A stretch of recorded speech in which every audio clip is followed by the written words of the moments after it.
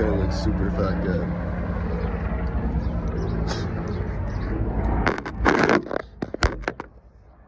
I dreamt about you 4 times last night. I'm trying to think. Damn, this shit. I don't remember what the first couple were about. One of them,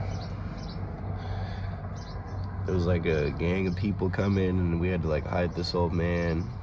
And there was a dude getting bullied and like his grandpa's whistle got stolen and thrown in the trash. And his job was to go through the trash every day. Anyways, so one day he found it, I think. But somehow you were there. I remember you being like the teacher, that's what it was. You were the teacher of all these kids. And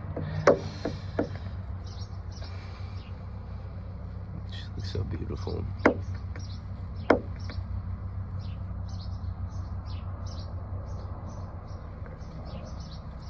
The last one,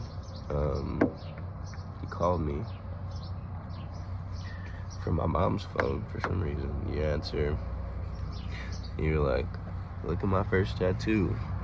Your whole fucking neck is blasted like a flower.